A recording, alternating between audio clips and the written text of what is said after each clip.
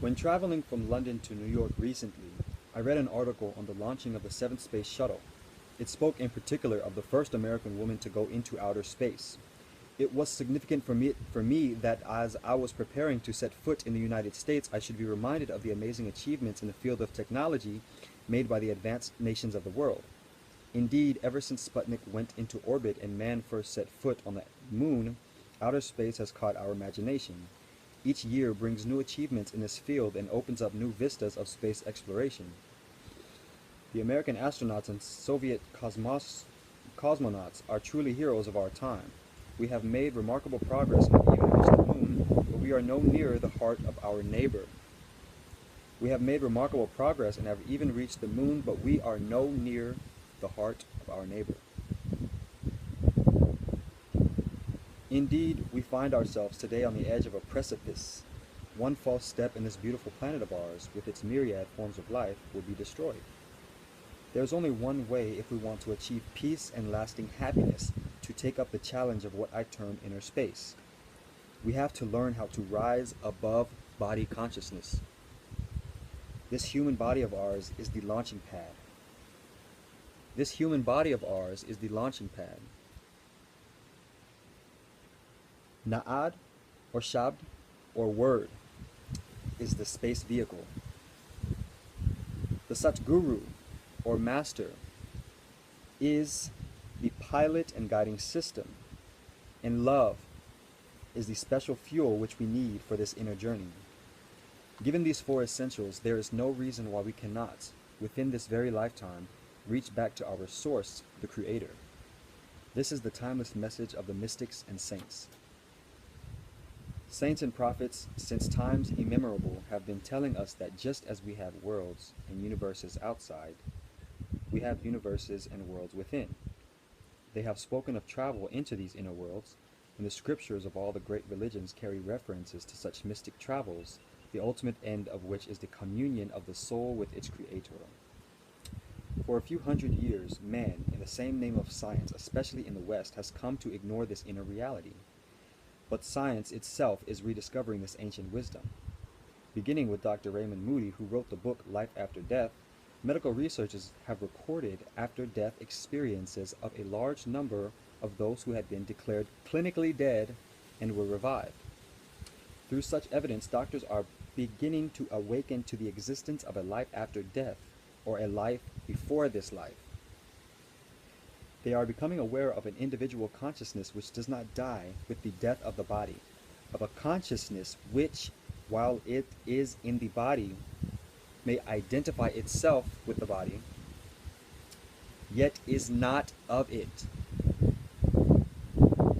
It is a consciousness which, in an unexpected crisis, is capable of standing apart from the body and of seeing and hearing without the use of bodily organs.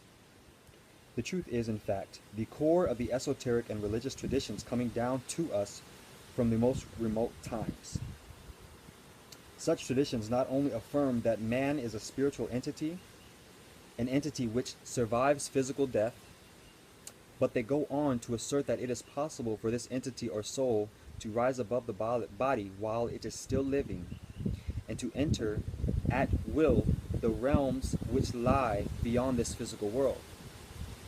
Travel into outer space may be a new concept for science, but travel into inner space has been an integral part of the mysticism since the dawn of history. Launching pad, human body. If we wish to explore the wonders of inner space, we must experience it ourselves. Our human body is the launching pad for going into inner space. For, as our saints, seers, and scriptures have been telling us, human birth is the only form in life in which we can find God. Human birth is the only form of life in which we can find God. Man is the temple which the Lord has made with his own hands. God does not reside in temples made of stone by human hands. He resides in the temples which he has made himself. All our saints and scriptures have been telling us that man is the roof and crown of creation, because out of the 8.4 million species of life, it is only in this human body that we get the golden opportunity of bringing about the union of our soul with the Creator. The Muslims refer to human birth as Ashraf ul Makhlukat, and the Hindus call it Narani De. The Christian scriptures tell us that God made man in his own image. It is said that when man was created, even the angels were asked to bow before him. Even the angels were asked to bow before him.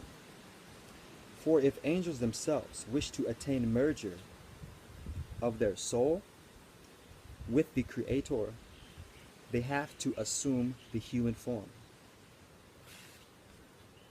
The human body then is the launching pad for soaring into inner space. For that, we have to invert our attention from the world outside and enter within. Attention, or surat, is the attribute of the soul. At present, our attention is going outwards through our various senses. We have 9 apertures: 2 eyes, 2 ears, 2 nostrils, the mouth, and 2 openings. Our attention is caught up in sensual pleasures. The normal procedure ought to be that our soul should be in control of our mind, and our mind should be in control of our senses, but the situation is quite reverse. Our attention is caught up in sensual pleasures. The normal procedure ought to be that our soul should be in control of our mind, and our mind should be in control of our senses. But the situation is quite reverse. Man is an embodied soul, and both soul and mind are living together in this human frame. Our senses are dragging our mind, and since our mind and soul live together, our soul is also dragged into the sensuous pleasures. Thus, man finds himself helpless in extricating himself from the sensuous pleasures of the world outside in order to invert his attention inside. It is not strange that on one hand God has ordered that we lead a very ethical and spiritual life. But on the other hand, he has lined every step of our path with temptations. Man's condition has been aptly described by Khwaja Hafiz, the great Persian Sufi. He says, "Man has been tied into a raft and left in the midst of the high seas with the command, 'Beware lest your clothes get wet.' It is in such a plight that man realizes his state of helplessness. Then a cry comes from the core of his heart and from the core of his soul, and he prays to God to come to his rescue." I can attest to that. Guru Sobin Sikh, the 10th Guru of the Sikhs, has said that God listens to the cry which comes out of the heart of an ant sooner than he hears the trumpeting of an elephant. One of my Urdu verses says, "Sune garu ku paraz deke dek zara, karib hai yuse avaz deke dek zara." He is bound to hear you. Would you but lift your spirit? He is so close to you, he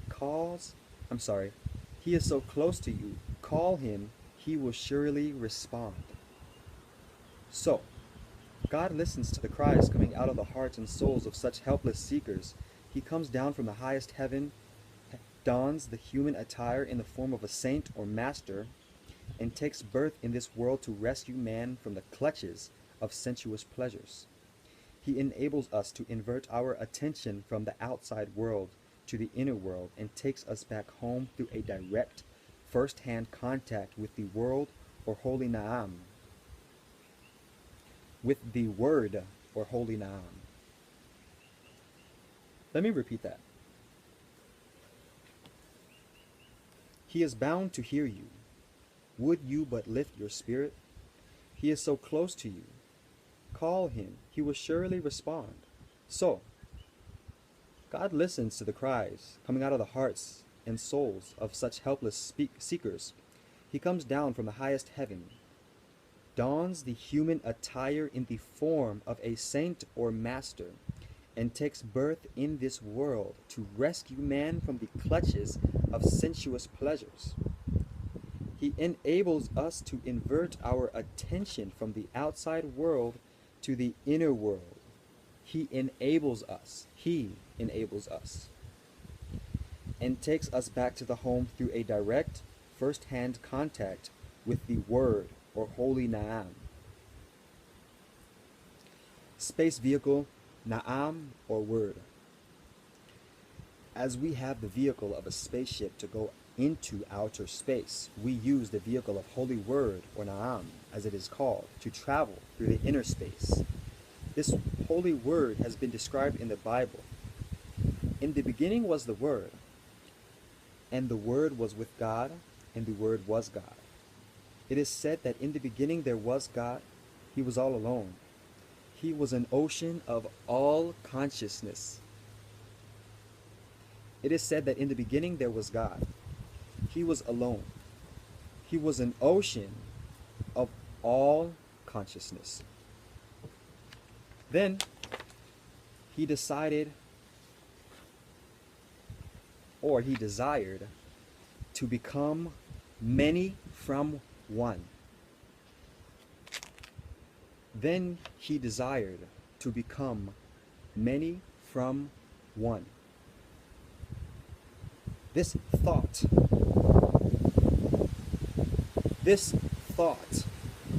produced a vibration, and he assumed two primal manifestations: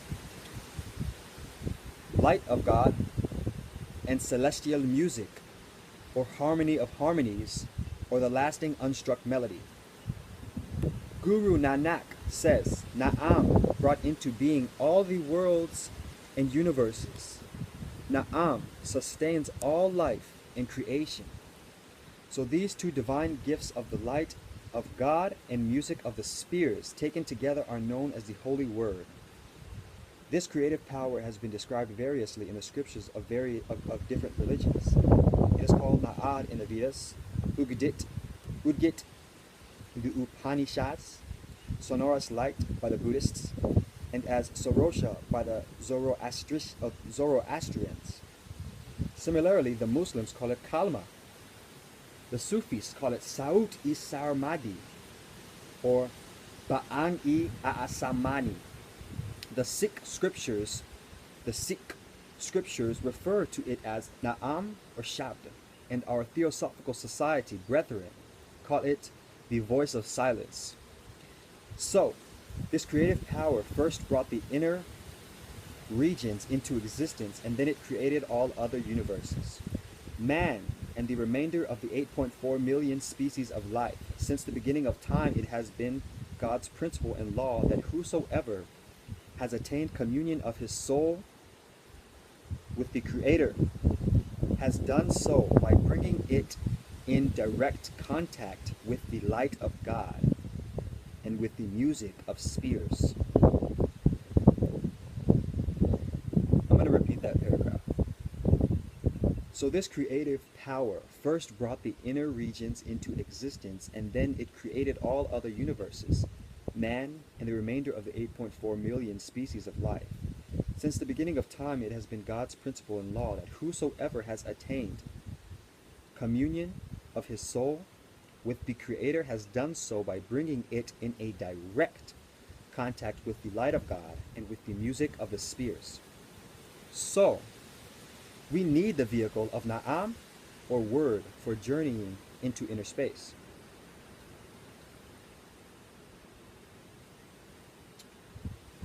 The question arises, how to come by this vehicle? The most sustained and systematic effort for contacting the Word has perhaps come from India.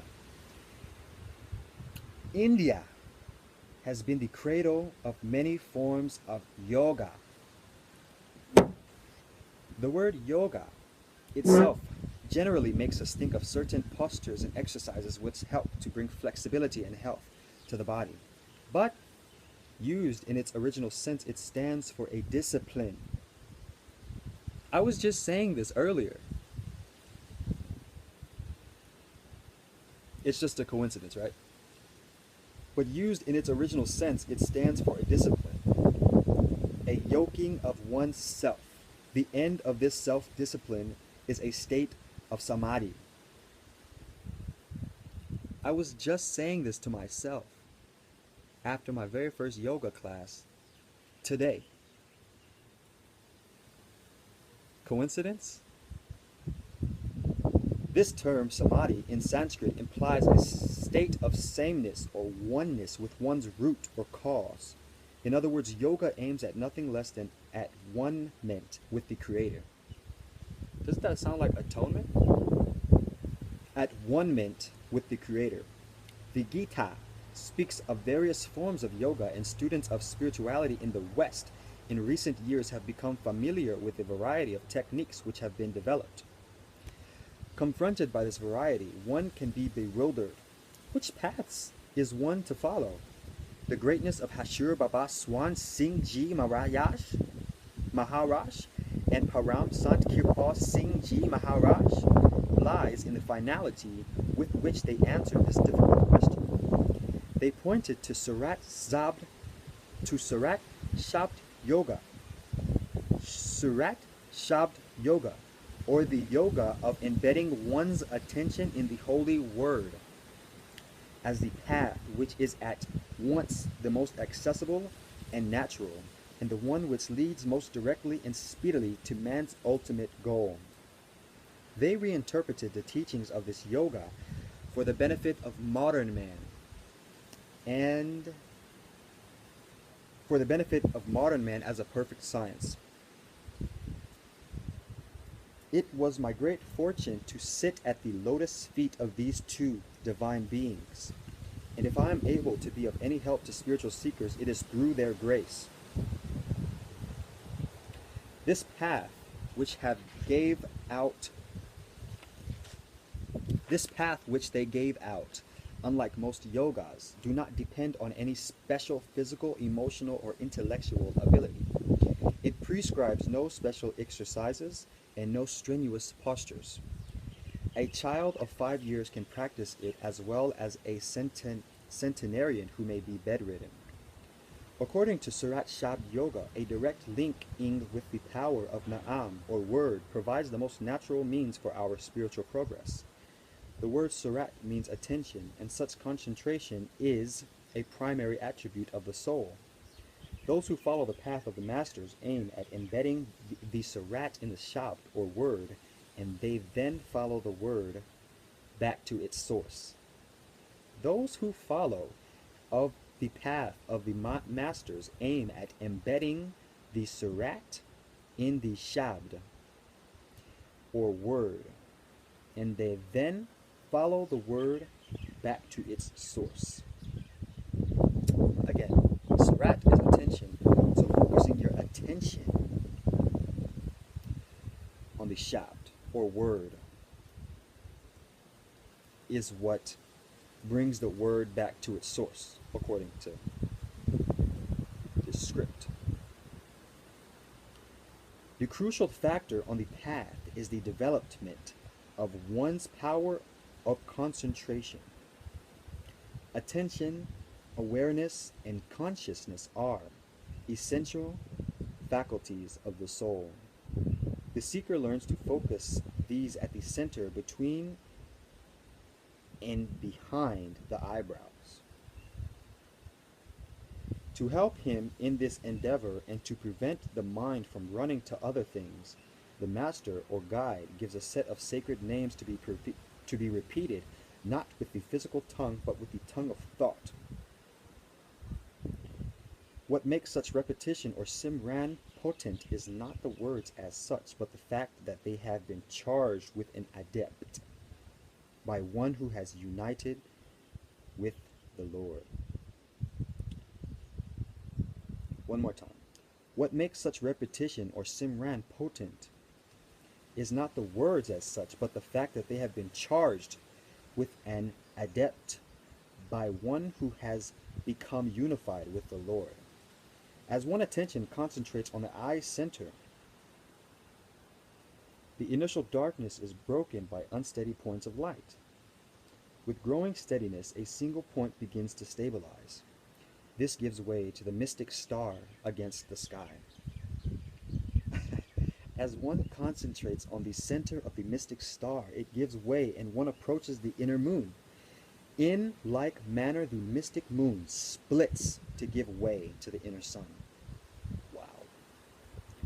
As the attention concentrates at the eye focus, or the seat of the soul, in addition to seeing, one begins to hear the unstruck divine shabd, or inner music.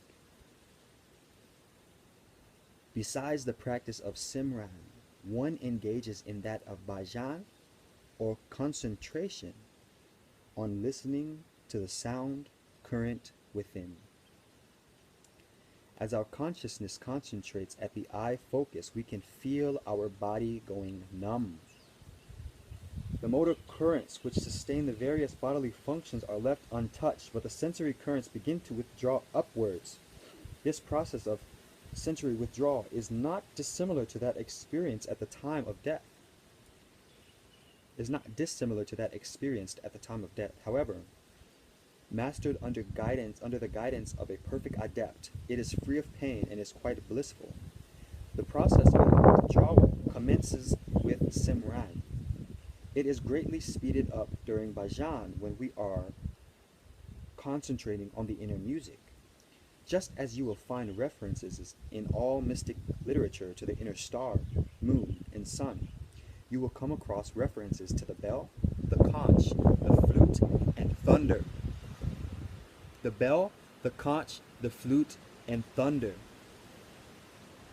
When full bodily transcension is achieved, the inner sun gives way, and we stand face to face before the radiant form of our master. Now one perceives that, unlike any other teacher or friend, the master is always with us and, in a sense, is closer to us than we are to ourselves.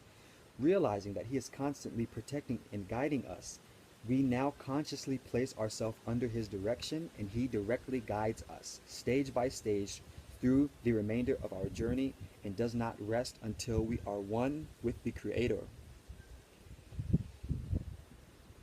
Guidance system, the master. Besides requiring a launching pad and a vehicle for journey into space, we need a pilot and a guidance system. In the case of outer space, thousands upon thousands of technicians and scientists have to collect and feed data into a computer in order to enable those who are in the spaceship to journey safely. But for travel in inner space, we need no other help besides that of the spiritual adept. It is the living master who guides us the necessary guidance.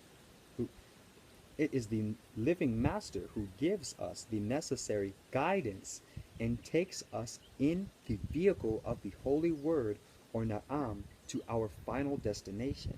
He teaches us how to rise above body consciousness and grants us a first-hand experience of the light of God and of the music of the spheres.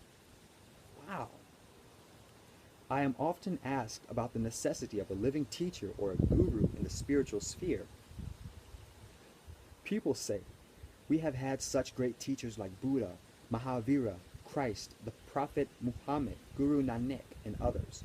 Why then do we need a living teacher now? Why this need should worry us in the realm of spirituality alone is rather surprising. Why this need should worry us in this realm of spirituality alone is rather surprising, for in almost every other field of human endeavor, we do clearly accept the need for a living teacher. Wow. God, to be more careful. One more time. Why this need should worry us in the realm of spirituality alone is rather surprising, for in almost other field of human endeavor, we do clearly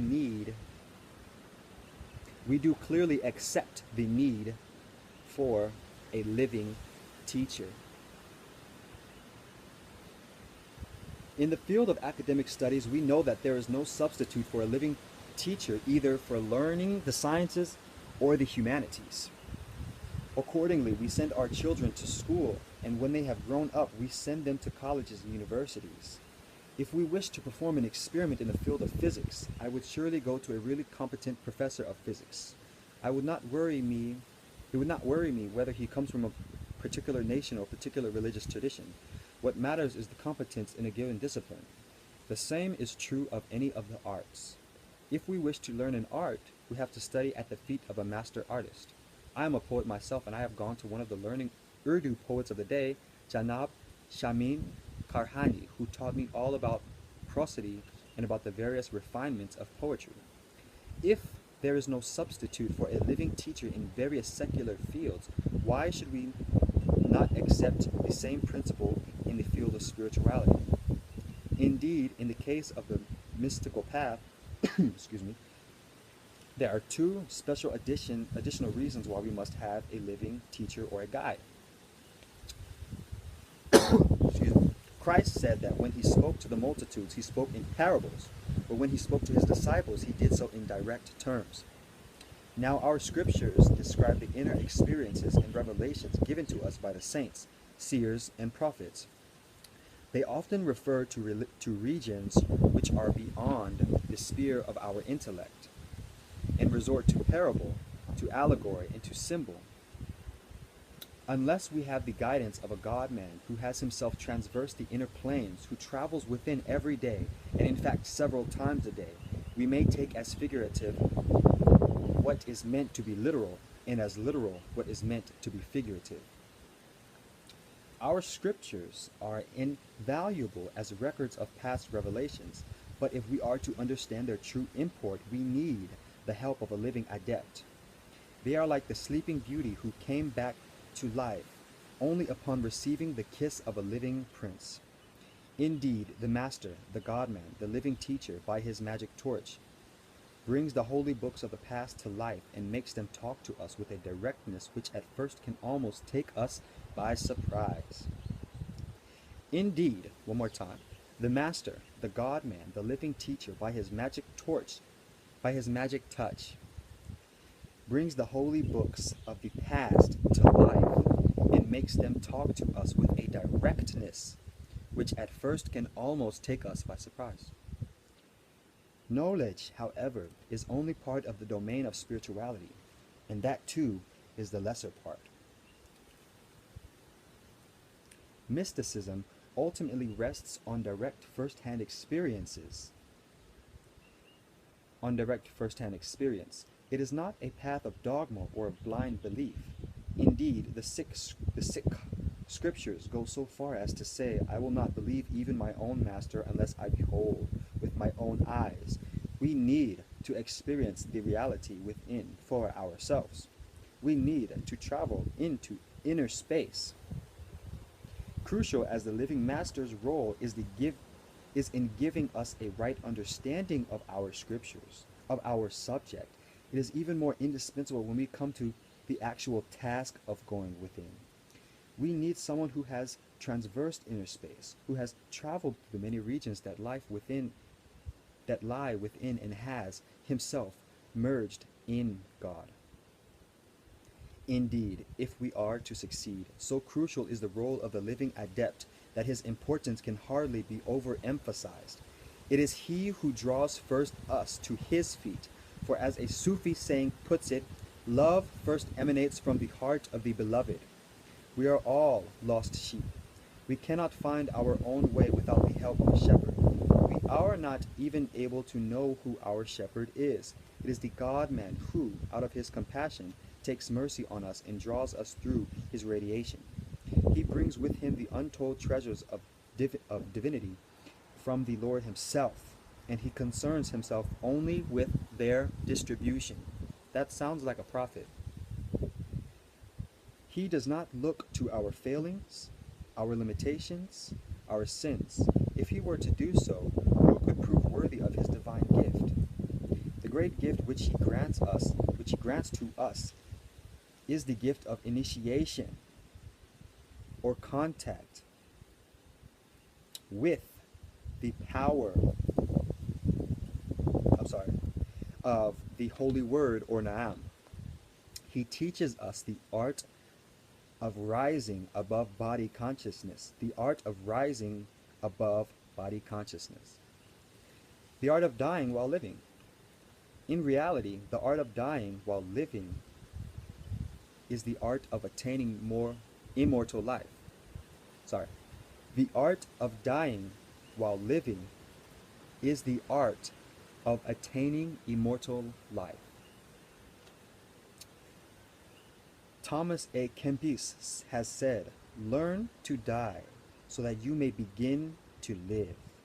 Similarly, the Muslim scriptures say, "Ma'utu kablantu ma'utu," that is, die before death. Dabu Sahib, a famous Indian saint, has said, "Each of us must die on the appointed day, but why not learn to conquer death before our physical end?" When Jesus said, "Except a man be born again, he cannot see the kingdom of God," he was pointing to the same principle. Yeah. Nicodemus did not grasp his meaning and asked, "How can we enter the womb of the mother again?" Jesus answered, "That which is born of the flesh is flesh, and that which is born of the spirit is spirit. It is only when we rise above the body that we are born into the spirit." To accomplish this end, the Living Master teaches us the art of meditation, the art of concentrating at the third or single eye. This point between and behind the eyebrows is truly the seat of the soul within the body. When our attention is fully concentrated here and we become oblivious of the body. Sorry about that. Okay. Unless we have 1 second. Passion, mercy, trials. Oh, other page. Okay, to accomplish this end, the Living Master teaches us the art of meditation, the art of concentration at the third or single eye. This point between and behind the two eyebrows is truly the seat of the soul within the body. When our attention is fully concentrated here and we become oblivious of the body, the God-man unseals the inner eye. As Jesus put it, if therefore thine eye be single, thy whole body shall be full of light. Not only does he manifest the light of God to us by opening our third eye, but he also unseals the inner ear and unlocks to us the music of the spheres. As Khwaja Hafiz has said, "No one knows the abode of my beloved, but the sound of bells come from there." As our attention begins to concentrate at the point referred to as the seat of the soul, our sensory currents begin to withdraw upwards. After we have crossed the star, the moon, and the sun, we come face to face with the radiant form of the Master within. This radiant form is so enrapturing, so captivating, so enticing that our soul progressively seeks to lose itself in the Master. This radiant form is so enrapturing, so captivating, so enticing that our soul progressively seeks to lose itself in the Master. The Master is no ordinary mortal, subject to the limitations that go with the individual existence. Having become one with the Lord, the Master shares in the Lord's attributes. Though he was the one who guided us at every step, at every turn, we may have been largely unaware of his pervasive care. However, from now on, we see him taking us under his wing and helping us, stage by stage, to traverse the inner spiritual planes. We have three bodily vestures: the physical, the astral, and the casual. Having learned how to rise above body consciousness, we step into the astral realm. The Master takes us to the casual, and from the casual to the supra-casual planes, thus enabling us to get rid of our astral and casual ventures. It is only when the soul drinks from the pool of nectar beyond the casual plane that it is finally divested of all traces of mind and matter. It is then that it cries out, "So hang," or "I am that." Therefore, the soul merges with its own master, fulfilling the first grand stage of mysticism, known in Sufi literature as the stage of fanafil shik, or merger in the master. Then it continues its journey and attains final communion with God. In speaking of the path of spirituality, I have occasionally sensed a certain fear among Western seekers about losing their identity in God. But such fears are unfounded, for what takes place is a progressive expansion of the self until it becomes coextensive with God. We are the gainers, not the losers, becoming, in the process, conscious co-workers of the divine plan. This stage of at-one-ment with God is the final stage of mysticism, and in Sufi terminology is described as fana fil Allah, or merger in God. It represents the summum bonum of life and evades all description. The masters speak of it as all happiness, all bliss, all understanding. He who has arrived here knows no rebirth. He who has escaped from the whirling wheel of life to its still point, its center. He who has arrived here knows no rebirth. He has escaped from the whirling wheel of life to its still point, its center. Or, to put it differently, the sunbeam has become one with the sun. The drop has become one with the ocean.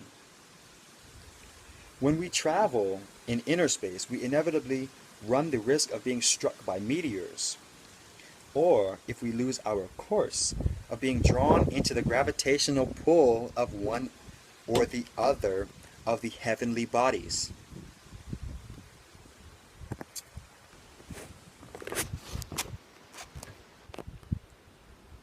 One more time. When we travel in outer space, we inevitably run the risk of being struck by meteors. Or if we lose our course of being drawn,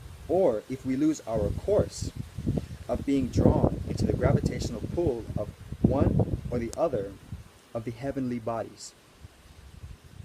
Taking into view of complexity and dangers of our outer space travel, much of the guidance is provided by ground control. Using sophisticated computers, tracking stations, and advanced communication systems on Earth, Mission Control safely directs the space vehicle. A similar function is performed by the living master. Though he is thousands of miles away, he provides guidance and assistance at all times. Sorry, one second.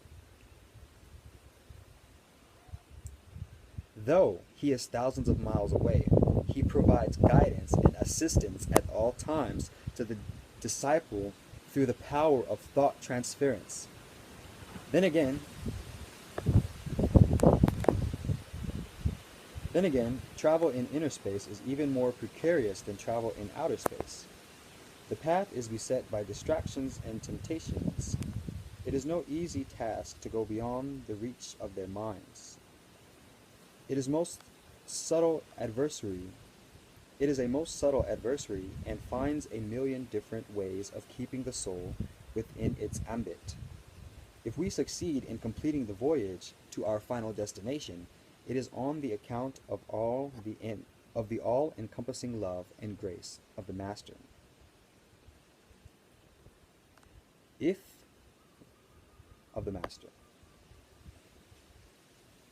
We are not able to propel ourselves forward without his constant guidance. Without his direction, without his protection, or else we would be lost 1,000 times over before we even got through the preliminary stages of our journey. That is why Kabir has said, God and my Guru both stand before me. To whom should I pay obeisance? I bow unto my Master, for it is through him I have met my Lord. My own master, Baba Sawan Singh, used to say, take me as you would your elder brother or father. Take me as you would your old friend or your teacher. Listen to what I say and practice what I teach. Once you go within, you are welcome to call me by whatever name you like. That's deep. Fuel of love. When we travel into space, we need spiritual fuel for our spacecraft. The ordinary kinds of fuel cannot serve us if we are to transverse the astronomical distance which lies before us. The ordinary kinds of fuel cannot serve us if we are to transverse the astronomical distance which lies before us. For the voyage into inner space, we need a very special fuel, the fuel of divine love. God is love. Our soul, being of the same essence as God, is also love. And the way back to God is through love. Not war, not reparation, not anything negative.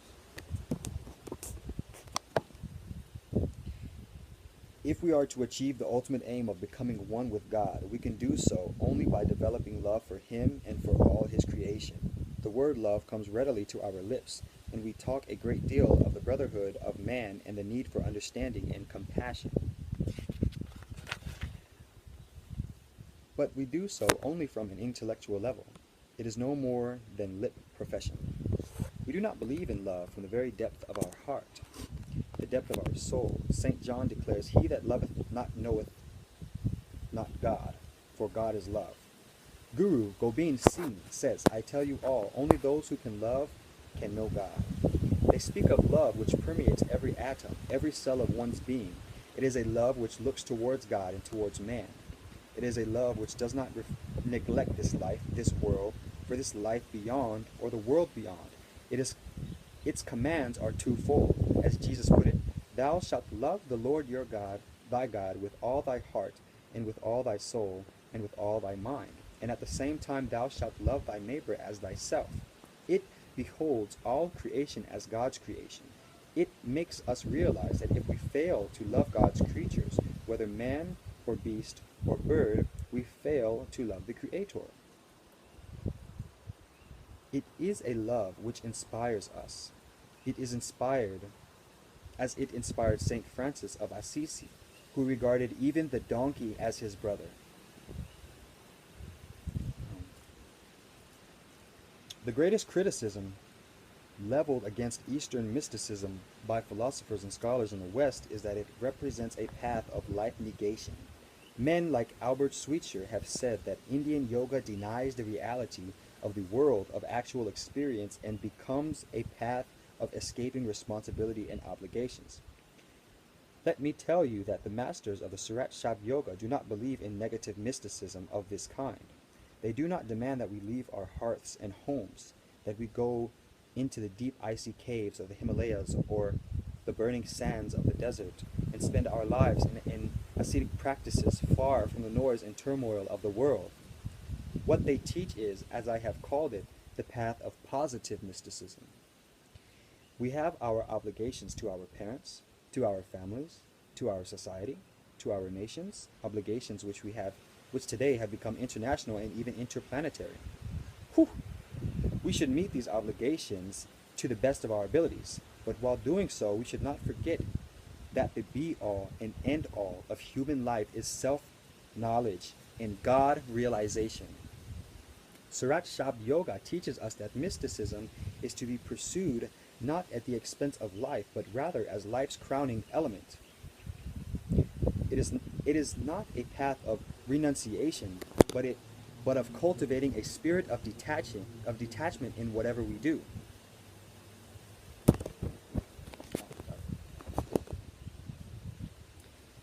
If we can develop the capacity of concentrating on one thing at a time, we can make the best of this world, fulfilling its various obligations and commitments without neglecting our spiritual goal. Even the busiest man has the hours of the night to pursue the quest of the spirit. Dang! Even the busiest man has the hours of the night to pursue the quest of the spirit. As Saint Kirpal Singh used to put it, make of your nights a jungle in which, free from the worries and tensions of this world, you can commune with yourself and with God. Once we have learned to love the Lord, we will find that even while engaging in the duties and obligations of this world, we can be with the beloved in thought. There is a Punjabi saying, Hath kar wal, dil yar wal, your hand to your work and your hand to your work and your heart on your beloved. I'm sorry, this is just truth. So the path of the Sarat Shab Yoga is the path of positive mysticism. It does not teach us to opt out of this world. Instead, it invites us to make the best of both the worlds so that we may have a very rich and fulfilling life and find fulfillment in the domain of spirituality as well. When young men and women come to me from the West, I sometimes find that they have broken off from their families. My first advice to them is to write to their parents immediately and to renew their ties with them.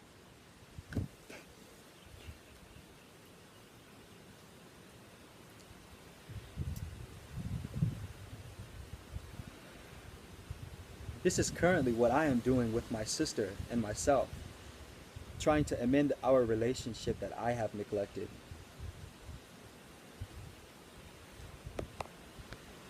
They are some who come after giving up their studies in pursuit of their spiritual quest. I advise them to go back to school. Still others come to me who have broken homes and behind them or are on the verge of breakdown of their marriage. I tell them that marriage is not a contract but a sacrament, and they must do their very best in order to save it and make it a success. I encourage my young friends to have a full and harmonious family life. If they have taken to drinking or to drugs or to any other antisocial habits, I explain to them that our soul is a conscious entity and its level of awareness must grow higher and higher if it is ultimately to merge in the ocean of all consciousness. In endeavoring to get them off liquor, off drugs, off all intoxicants which take you away from the consciousness of the soul, I always encourage seekers not to leave the mainstream of their society and to continue within their respective religious and social folds. So what positive mysticism has to teach us is the religion of man. We must not forget that we are spirit and we must seek our spiritual... Hold on. I gotta go back to that. There are some who come after giving up their studies in pursuit... No. When young men and women come to me from the West, I sometimes find that they have broken off from their families. My first advice to them is to write to their parents immediately and to renew their ties with them. There are some who come after giving up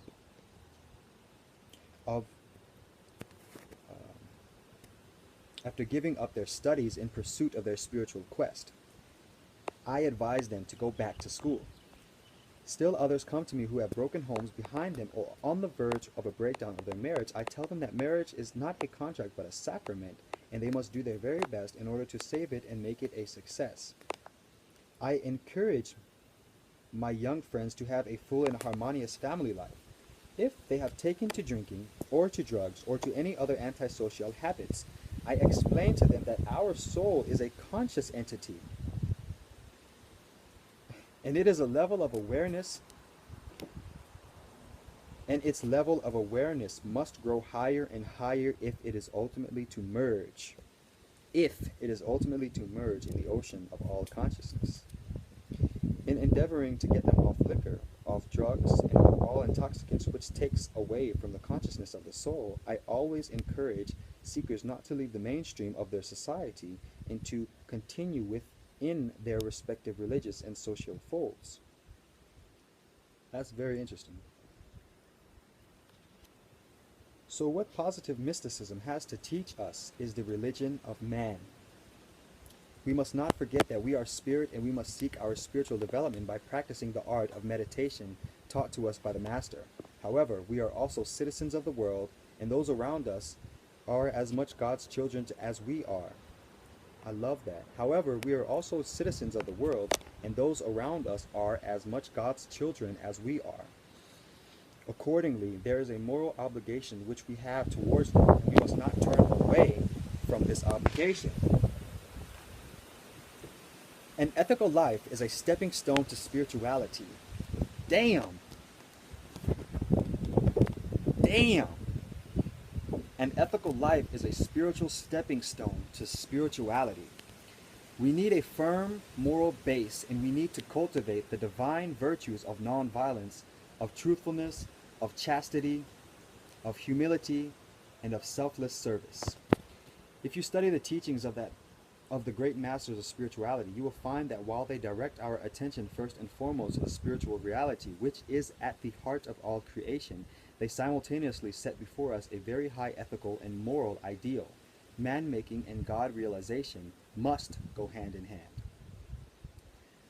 With this in mind, Sant Kirpal Singh developed a self-introspection diary for spiritual seekers. He encouraged disciples to review at the end of each day their failures in respect of the virtues I have just mentioned. He encouraged disciples to review at the end of each day their failures in respect of the virtues I have just mentioned: nonviolence, truthfulness, chastity, humility, and selfless service. Damn. He divided these failures into failures in thought, in word, and in deed. Damn. He divided these failures into failures of thought, of word, and of deed. He also included in his diary columns for recording the time given to the different practices of meditation which he taught, and for recording inner progress. Introspection and self-criticism are fundamental to all self-improvement and progress. If you study the lives not only of the saints but also of great men in various walks of life, you will often find that they owe their achievements and success to this habit. But what the beloved Master did, though not something new, was to put this method of negative marking of one's performance by noticing one's failures on a very systematic basis, and to make it a first principle in the spiritual life.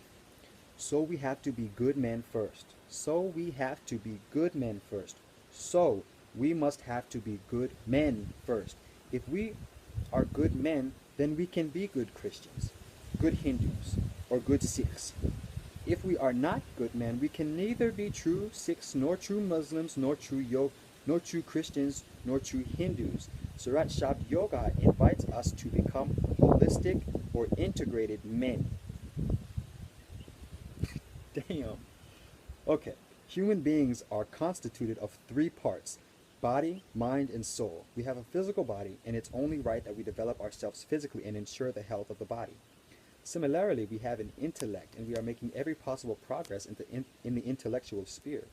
Indeed, our achievements in recent years in the fields of science and technology have been so spectacular that they have already bridged us with the surrounding universe. Ooh.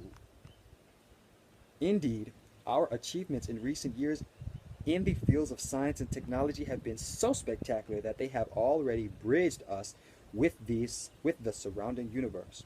But along with our body and intellect, we have a soul which enlivens the other two, and we have neglected it so far.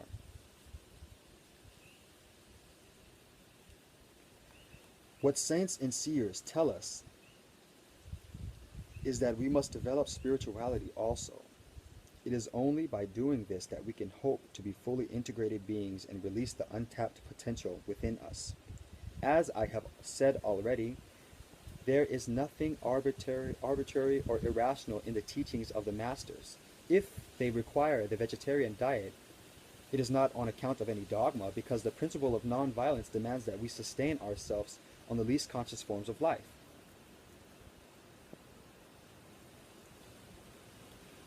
As I have said already, there is nothing arbitrary or irrational in the teachings of the masters. If they require the vegetarian diet, it is not on the account of any dogma, but because the principle of non-violence demands that we sustain ourselves on the least conscious forms of life. Again, if they ask us to eschew alcohol and hallucinogenic drugs, it is because our goal is higher and still higher levels of consciousness, and drugs and alcohol detract and distract us from our goal. We are passing today through a very critical period in human history, and high ethical values have become all the more imperative. As Dr. Martin Luther King Jr. said, our scientific power has outrun the spiritual power.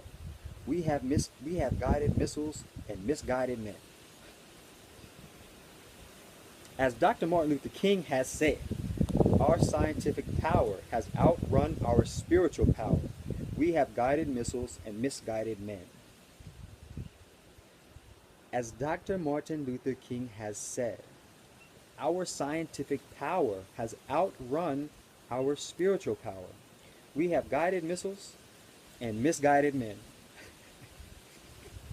Our technology and progress have brought us almost to the brink of disaster and annihilation. If man is to survive, if the myriad forms of life which beautify this world, this wonderful planet of ours, are to survive, it is imperative that we have an ethical regeneration. Science and technology are themselves bringing us to this recognition. When I recently met one of the astronauts who had set foot on the moon, we spoke of travel through inner and outer space. There are parallels between the two, as I have been trying to tell you, and they are related to one another. He said that when his spaceship took off from the Earth, he was no more than a scientist whose mind was entirely centered on the difficult mission on which he had been sent.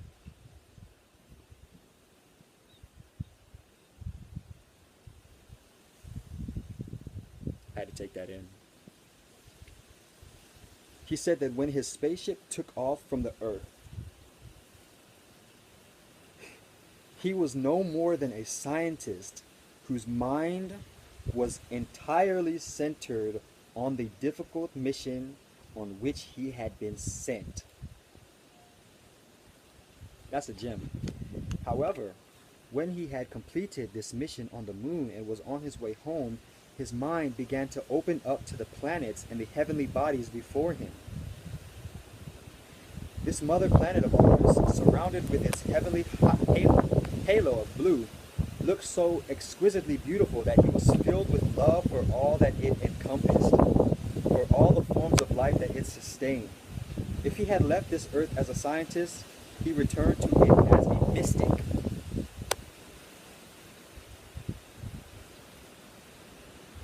I got that one. He assured me that what he spoke of was not unique to himself, that in fact other astronauts and cosmonauts had had, in varying degrees, similar experiences. The day man stepped off from this planet, his personality acquired an interplanetary dimension.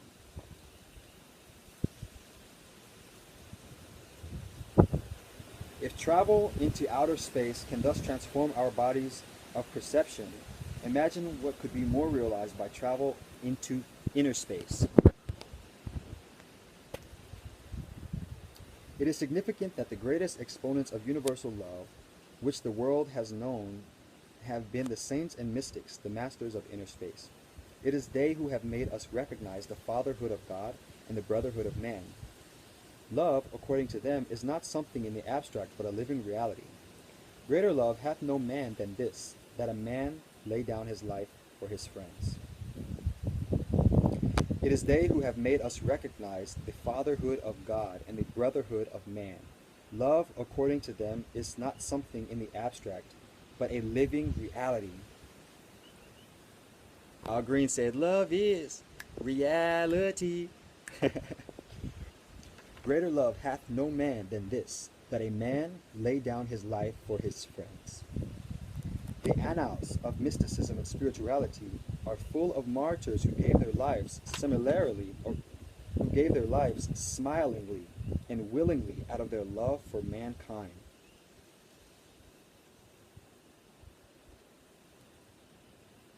Ache. The annals of mysticism and spiritualities are full of martyrs who gave their lives smilingly and willingly out of their love for mankind. For us in the world outside, the unity of all life is a mental supposition and an intellectual concept But when our inner eye has been opened and we have learned to go within, our vision grows even more subtle. As we progress in the inner path, we increasingly perceive the light of God radiating from every object around us.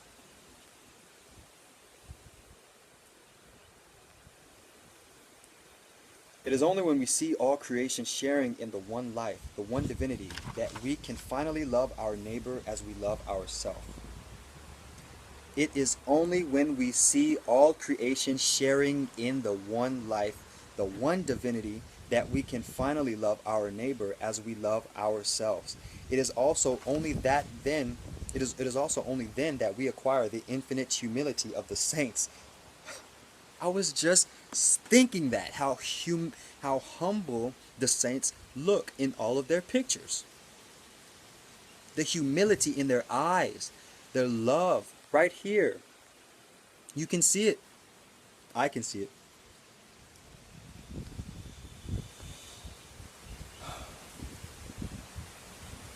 For in the eyes of one who can go at will into inner space, the meanest creatures as well as the highest are blessed with divinity. There is a story from the life of a famous lady saint from the Sufi tradition which brings this out rather well. Rabia Basri, who was a highly advanced soul, decided once to go on a pilgrimage to Mecca. As you all know, the Kaaba at Mecca is the holiest of the holy among the Muslims. Arabia is mostly a desert and travel in those days was not easy. She joined a caravan in order to get to her destination.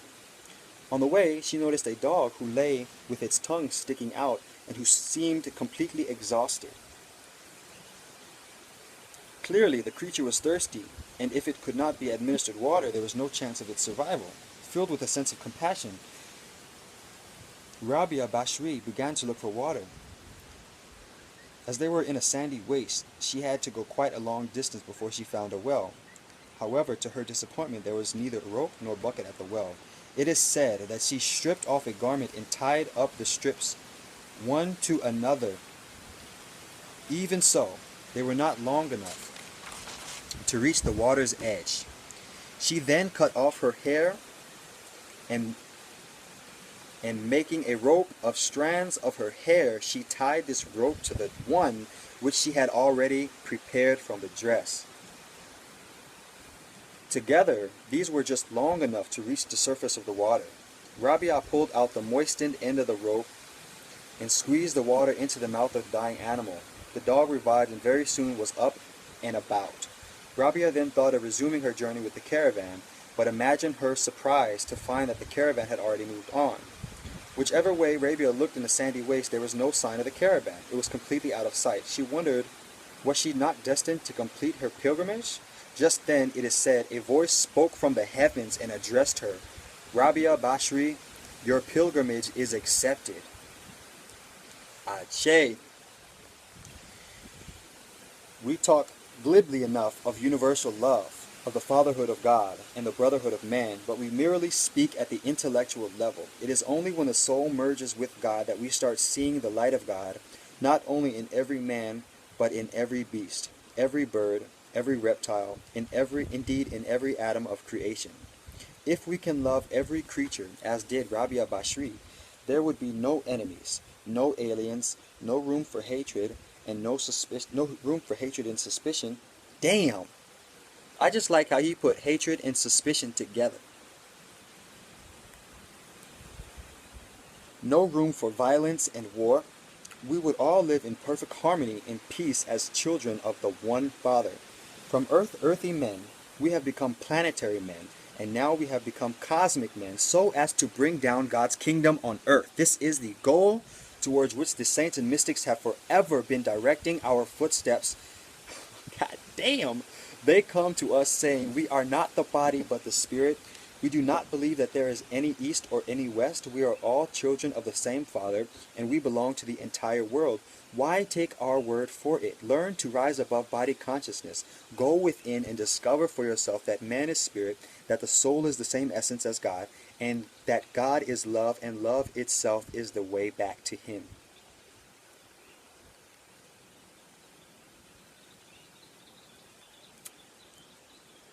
When I first arrived in the United States and spoke at Hunter College, New York, the people there thanked me profusely for having come to their country. I told them that though I was thousands of miles away from the land of my birth, I was still amongst my brothers and sisters. That's righteousness.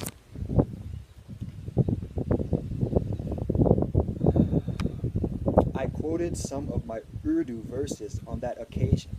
Let me conclude by sharing these with you. Naam hai admi tukaya, aslmin ru'u I ishq hun, sari zamin hai mera gar, sara jahan mera watan. What if I am called a man? In truth, I am the very soul of love. The entire earth is my home, and the universe my country.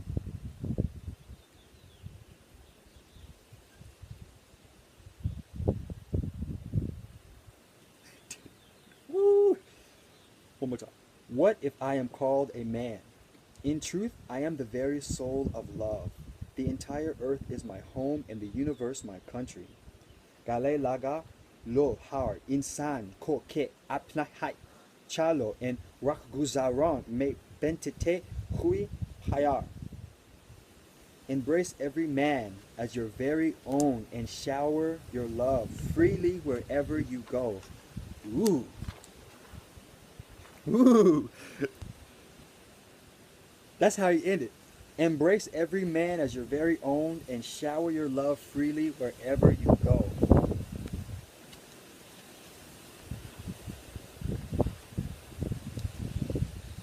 This is a little bit from his two teachers. Baba Sawan Singh, he made Surat Shabd Yoga, which is the path of the masters, which had been accessible to the few, available to mankind at large. He was the first to bring this inner science to the West, and he prophesied a great spiritual awakening. Ain't that happening right now? Sant Kirpal Singh, he presented the teachings of the masters as the perfect science through 3 world tours and books covering the entire field of spirituality. He brought the message of hope to every corner of the earth. In 1974, he declared that the golden age of spirituality had dawned.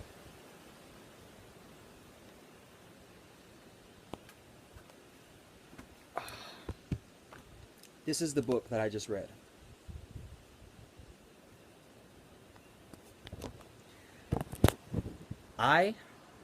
And I believe that you as well should recommend this book to all life, to all human. Because as I am in this world, going through what I am going through, I realize that we're all in this world going through what we're going through. This was the first time I've read that book, and I can say it is a life-changing book already. It is an eye-opening book to every sense of the word.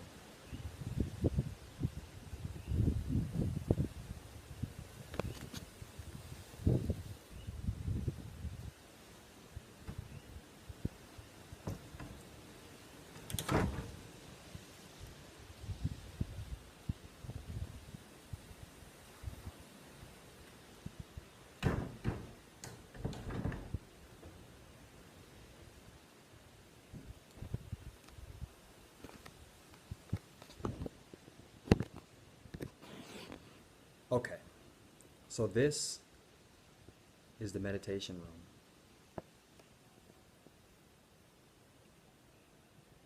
I am here at the Kirpal Meditation Ecological Center,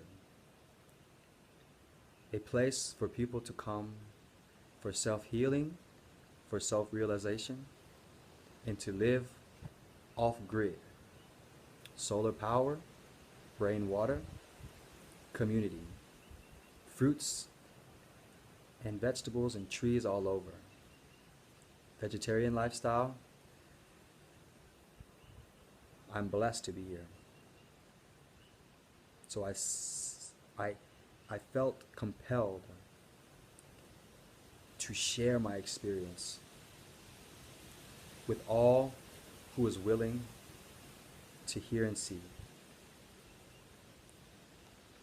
Who was I compelled by? In all honesty, is these men.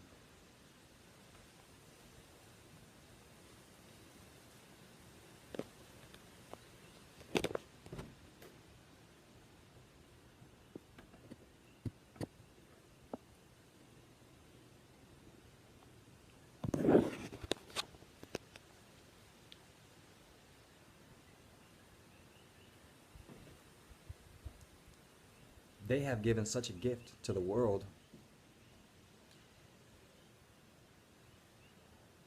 that I can't keep it for myself. I'm on the big island of Hawaii. Not everyone can be here. But now you are here in spirit.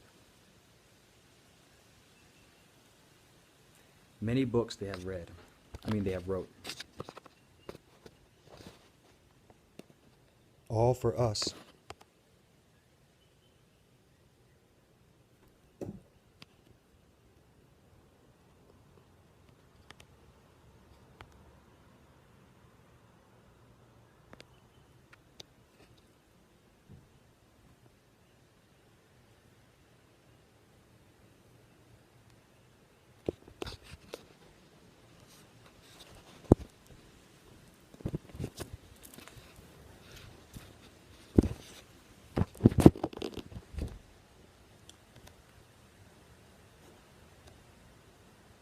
So now, what I have to say is peace be unto you all, and let us all move towards the one, and let us all receive the light, and let us open ourselves up so that we may commune with God.